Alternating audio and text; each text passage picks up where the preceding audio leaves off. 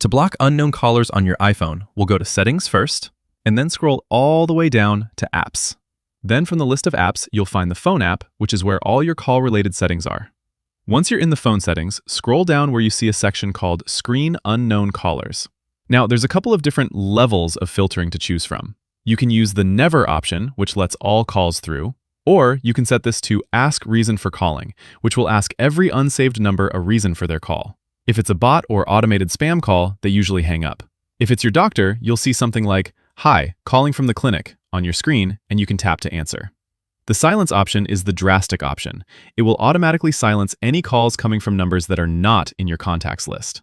They'll go automatically to voicemail if you have voicemail set up, or the call gets declined.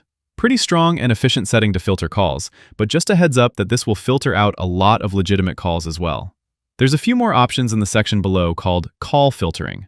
The first option allows you to filter out unknown callers. And when I say unknown, we're talking about phone calls where the caller is hiding their phone number. So these are the type of calls that would show on your phone as no caller ID, or unknown, or private, instead of showing their phone number. This does not filter out random phone numbers. For example, if your friend gets a new number and calls you from that. The spam option below is using your carrier's database of known scammers, and this toggle allows your phone to trust that list compiled by your carrier.